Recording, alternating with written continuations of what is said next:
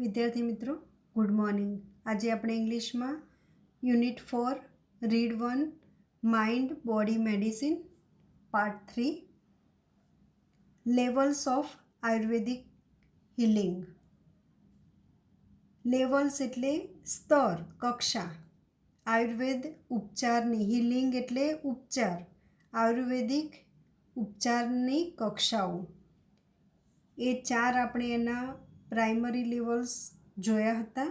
Disease treatment, કોઈપણ રોગની સારવાર. ડિસીઝ પ્રિવેન્શન, રોગને થતો અટકાવવો.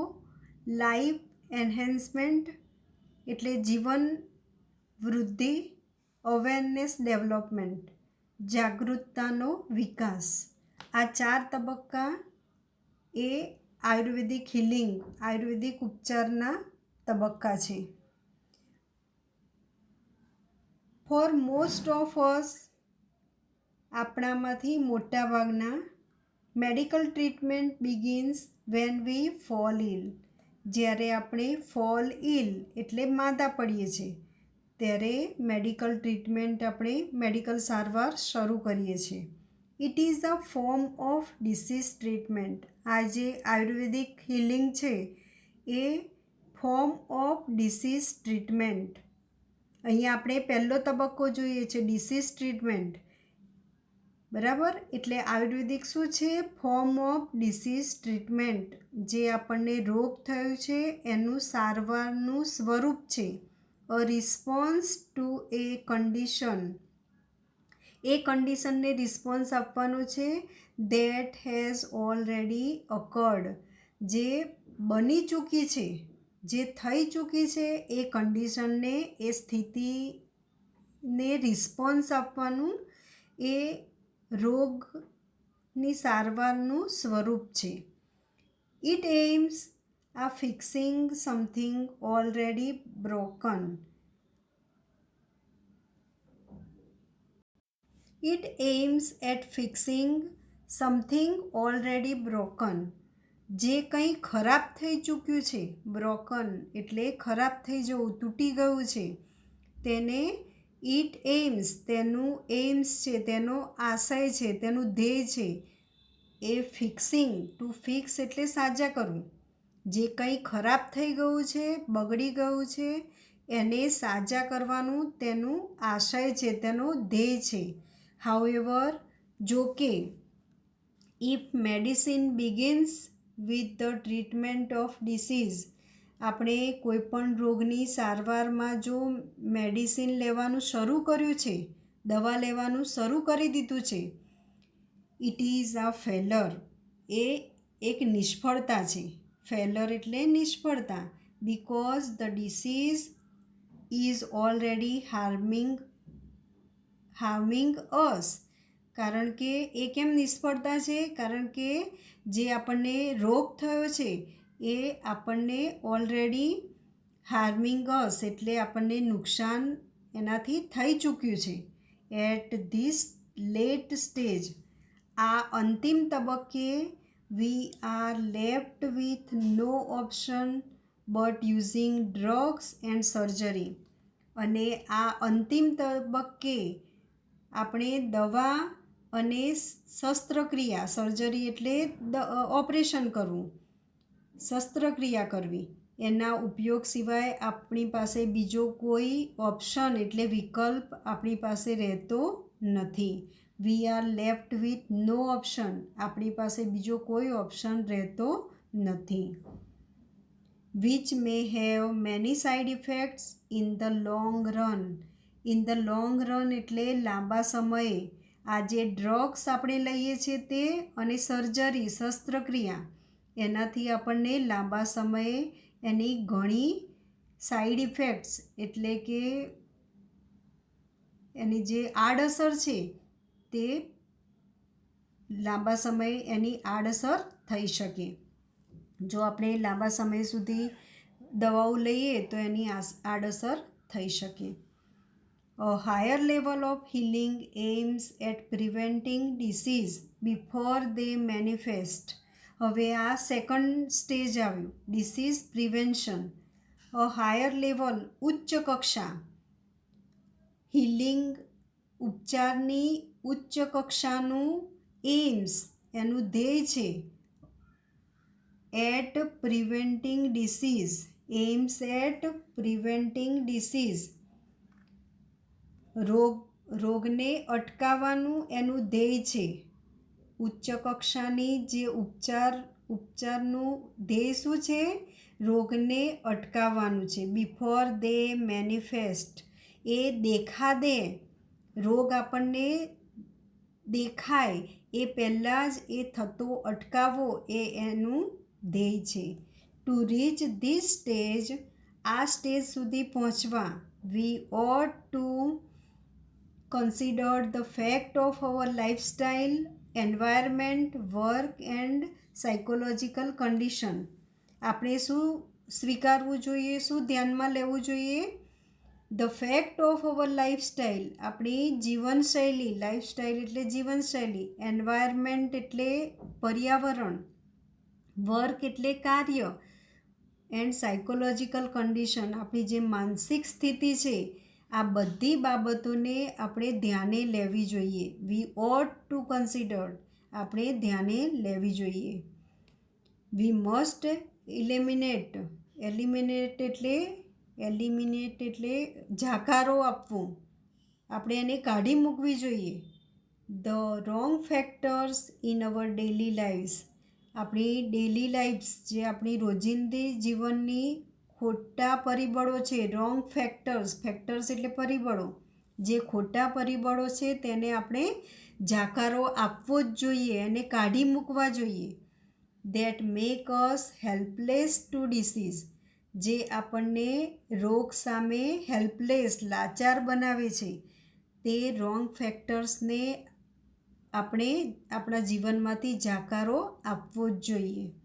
ટુ સમ એક્સટેન્ટ, કેટલેક અંશે, ફ્રેશ છે આ. ટુ સમ એક્સટેન્ટ, કેટલેક અંશે, વી આર ઓલવેઝ સિક, આપણે હંમેશા અસ્વસ્થ કે બીમાર હોઈએ છીએ. Because our life itself unstable, stable એટલે સ્થિર, અનસ્ટેબલ એટલે અસ્થિર. કેમ આપણે કેટલેક અંશે બીમાર જ હોઈએ છીએ હંમેશા? કારણ કે આપણું જે જીવન છે એ પોતે જ અનસ્ટેબલ, અસ્થિર છે. There are always some disease attacking us, એવા કેટલાક રોગ છે જે આપણી ઉપર હુમલો કરે છે.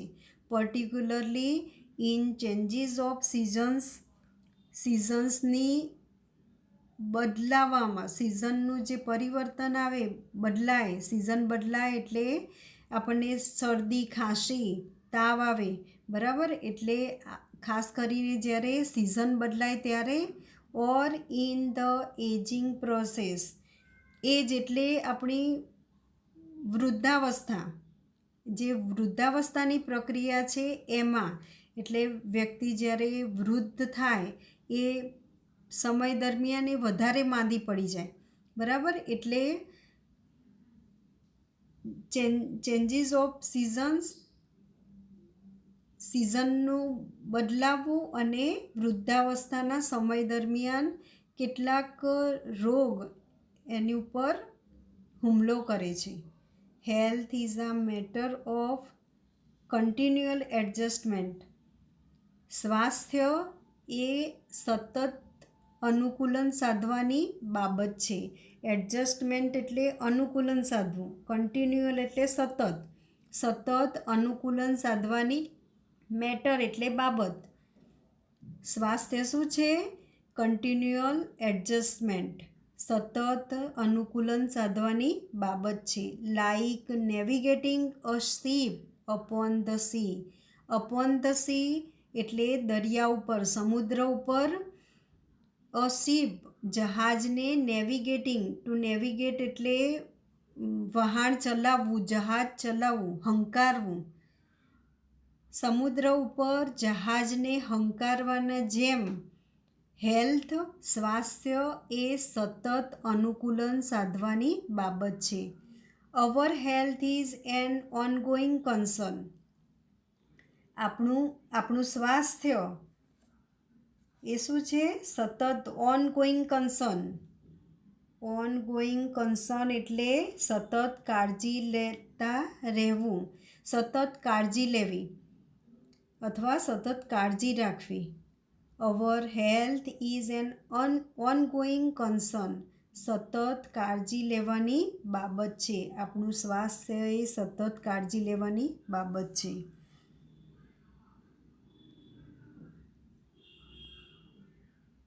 The third level of treatment is life enhancement therapy. Therapy એટલે ઉપચાર પદ્ધતિ. અને ત્રીજું લેવલ છે ટ્રીટમેન્ટ. આ સારવાર છે આયુર્વેદિક સારવાર, એનું ત્રીજું લેવલ એટલે લાઈફ એન્હેન્સમેન્ટ એટલે જીવન વિકાસ કે જીવનની વૃદ્ધિ, એ એનું ત્રીજું લેવલ છે. ત્રીજી કક્ષાની સારવાર, થર્ડ લેવલ ઓફ ટ્રીટમેન્ટ, ત્રીજી કક્ષાની સારવાર એટલે લાઈફ એન્હેન્સમેન્ટ થેરાપી. જીવન વૃદ્ધિની થેરાપી એટલે ઉપચાર પદ્ધતિ. જીવન વૃદ્ધિની ઉપચાર પદ્ધતિ છે. વિચ એઇમ્સ એટ કે જેનો ઉદ્દેશ્ય છે, જેનું લક્ષ્ય છે, એઇમ્સ એટ ઇમ્પ્રુવિંગ અવર વાઇટલિટી. આપણી જે જીવન શક્તિ છે, વાઇટિલિટી એટલે જીવન શક્તિ, એને સુધારવાની, and enabling us to live longer, અને સક્ષમ બનાવવું. એનેબલ એટલે સક્ષમ બનાવવું, આપણને સક્ષમ બનાવે છે. ટુ લીવ લોંગર, લાંબુ જીવવા માટે સક્ષમ બનાવે છે. એટલે કે આ જે લાઈફ એન્હેન્સમેન્ટ થેરાપી છે, એનું લક્ષ્ય છે આપણી જે જીવન શક્તિ છે તેને સુધારવાની અને લાંબુ જીવન જીવવા માટે સક્ષમ બનાવવું, એ એનો ઉદ્દેશ્ય છે. ઇટ ડઝ નોટ મિયરલી એટલે માત્ર, તે માત્ર પ્રિવેન્ટ ડિસીઝ, એ માત્ર ડિસીઝ રોગને અટકાવતી નથી, બટ શોઝ અસ, પણ એ આપણને બતાવે છે how to increase our positive energy. આપણી પોઝિટિવ એટલે હકારાત્મક, એનર્જી એટલે ઉર્જા, આપણી હકારાત્મક ઉર્જાને કેવી રીતે વધારવી એ બતાવે છે. However, Ayurveda aims at creating health, avoiding disease and helping us live longer. જો કે આયુર્વેદનું એઇમ્સ, એનું લક્ષ્ય, ઉદ્દેશ શું છે? ક્રિએટિંગ હેલ્થ, આરોગ્યની જાળવણી, એવોઇડિંગ ડિસીઝ, રોગને અટકાવવો, and helping us live longer, અને આપણને લાંબુ જીવન જીવવા માટે મદદ કરવી. આ આયુર્વેદનું ધ્યેય છે. The fourth level of Ayurveda healing is awareness development. Awareness એટલે જાગૃતતા, જાગૃતિ, ડેવલપમેન્ટ એટલે વિકાસ, જાગૃતિનો વિકાસ, એ આયુર્વેદિક હિલિંગનું ચોથું લેવલ છે. This requires a spiritual approach to life. Spiritual એટલે આધ્યાત્મિક, અને એપ્રોચ એટલે અભિગમ. જીવન પ્રત્યે આધ્યાત્મિક અભિગમની જરૂર છે. આ ચોથું લેવલ શું બતાવે છે કે આ માટે જીવન પ્રત્યે આધ્યાત્મિક અભિગમ જરૂરી છે. રિક્વાયર્સ એટલે જરૂર. To be healthy is important. હવે અહીંયા સ્પિરિચ્યુઆલિટીની બાબત આવી, આધ્યાત્મિક બાબત આવી, એટલે શું કહે છે? To be healthy is important. આપણે તંદુરસ્ત રહેવું એ અગત્યની બાબત છે.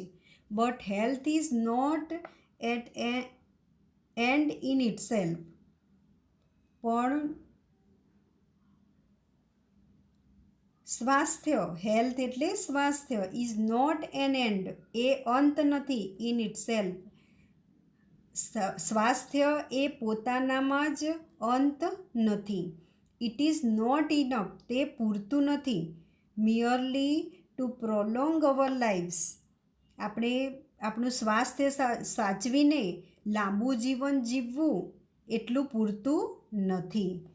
And have better energy to do the things we want. અને જે વસ્તુઓ, ધ થિંગ્સ એટલે વસ્તુઓ, વી વોન્ટ આપણે ઈચ્છીએ છીએ એ વસ્તુઓ કરવા, હેવ બેટર એનર્જી વધારે સારી એનર્જી આપણી પાસે હોય એટલું પૂરતું નથી. શું પૂરતું નથી? માત્ર લાંબુ જીવન જીવવું અને આપણે જે વસ્તુઓ ઈચ્છીએ છીએ એ કરવા માટે વધારે સારી એનર્જી હોવી એ પૂરતું નથી. હેલ્ધી હોવું એ ઇમ્પોર્ટન્ટ છે, પણ સ્વાસ્થ્ય એ એના પોતાનામાં જ અંત નથી એનો. બરાબર? ખાલી લાંબુ જીવન જીવવું એ પૂરતું નથી કે આપણે જે વસ્તુ ઈચ્છીએ છીએ એ કરવી, એના માટે વધારે સારી એનર્જી હોવી એટલું પૂરતું નથી. વી ઓટ ટુ કન્સિડર, આપણે એ બાબત પણ ધ્યાને રાખવી જોઈએ, what we are using our energy for and why. આપણે આપણી એનર્જી શેના માટે વાપરીએ છીએ અને શા માટે વાપરીએ છીએ એ પણ આપણે ધ્યાને લેવું જોઈએ. The quality of our awareness is the real fruit of all that we do. આપણે જે બધું કંઈ કર્યું છે એ એનું સાચું ફળ એટલે શું છે? The quality of our awareness. આપણી જે જાગૃતતા છે, આપણી જાગૃતિની જે ગુણવત્તા છે એ શેમાં છે? આપણે જે બધું કર્યું છે એ જ એનું સાચું ફળ છે. It is our ultimate expression.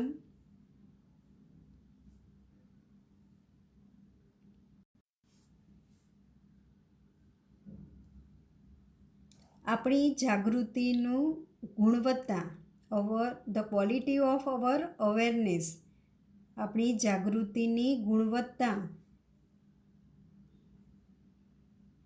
આપણે જે કાંઈ કરીએ છીએ તેનું સાચું ફળ છે.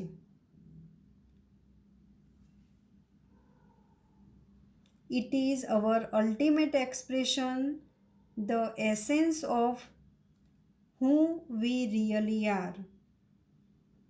It is our ultimate expression. આપણી અંતિમ અભિવ્યક્તિ છે. આપણે ખરેખર જે છીએ તેનો સાર છે. આપણી અંતિમ અભિવ્યક્તિ શું છે? આપણે ખરેખર જે છીએ તેનો સાર છે. એસેન્સ એટલે સાર, સત્વ. હું વી રિયલી આર, આપણે જે છીએ તે.